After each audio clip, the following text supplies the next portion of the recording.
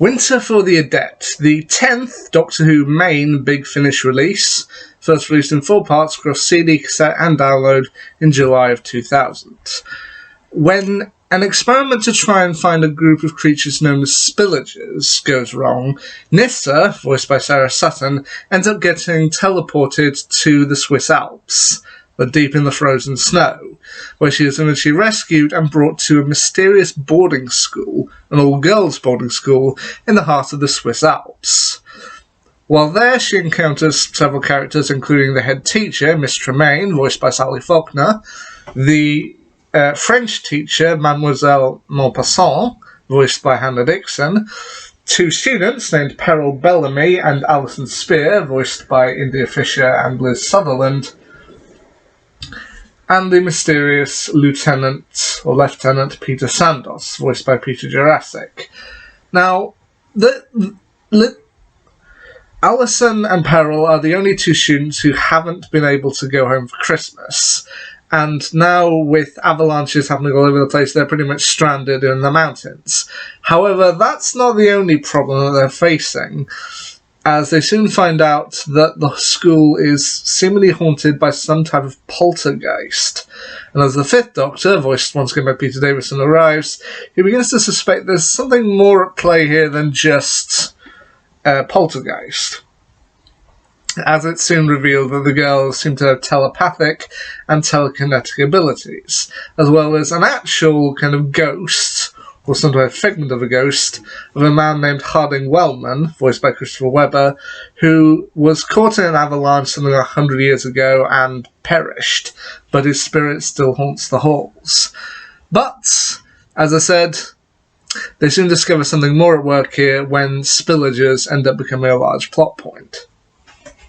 Now, aside from, of course, Peter Davison and Sarah Sutton, the other big name to come out of this story is India Fisher as student Peril Bellamy, as India Fisher would later go on to voice the character of Charlie Pollard, companion to the 8th Doctor, later on in Big Finish's run, which I have actually done a review of. If I remember, I'll put a card up here somewhere linking to her first story, Storm Warning. But here, as a kind of disruptive student who very much kind of just wants to get out of here and try to escape, she does very well. I mean, she apparently, as a 19-year-old student, she was trying to escape from the school so that she could go off and marry Peter Sandos. But things obviously don't go to plan. I mean, this is the Swiss Alps on the 22nd of December 1963. So, yeah, that's a nice little detail for you.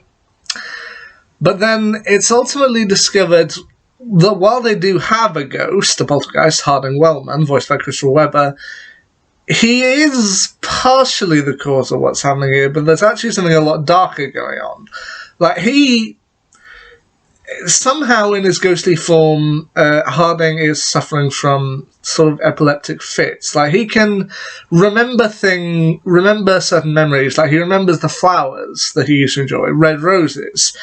And then because of his proximity to Peril and Alison, with their telekinetic and telepathic abilities, they're able to manifest these kind of these senses, like the smell of flowers or the smell of lavender, anything he remembers, and then his fits cause other things to happen, including furniture being moved around, things flying out of nowhere. But then, while this could have been just a great ghost story, Doctor Who doesn't really like to go too much into the ghostly stuff, as they do prefer to stick to aliens. And yeah, 2 of the characters here do end up being revealed as aliens. So if you don't want the story spoiled, go off and listen to the story first, and then I'll continue. You're back? Okay. Because it turns out that while at first they assume Miss Tremaine, the head teacher, is somewhat behind this, as she seemed to be somewhat of a religious fanatic, frequently going to the chapel in order to kind of pray to undo the hauntings and banish all the evil from the school, and she doesn't even allow them to have electric blankets or to have fires to keep warm.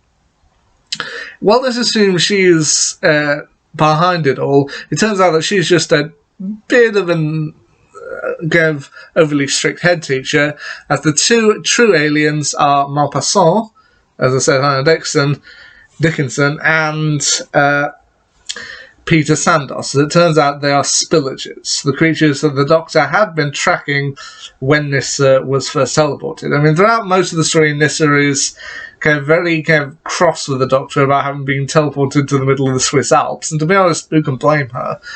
But yeah, it's revealed that Maupassant and Sandos are spillages, and they plan to use a portal created accidentally by the girls in order to bring the spillager invasion to Earth. And while I don't think this is the best Doctor Who story, I do really enjoy this one. I mean, there are some Fifth Doctor stories that the Fifth Doctor stories, in terms of Big Finish, I feel are hit or miss. You've got great ones, like I said, Spare Parts, but then you've got ones that I didn't really feel gelled that well. So, yeah. But then again, this is a story I found I really enjoyed, and honestly, I think you should just go and listen to it. Make a judgment for yourself, but I'd say Winter for the Adept, is my second favourite Fifth Doctor Big Finish story. I mean, give it a listen for yourself, make up your own mind on it, but I really enjoyed this one.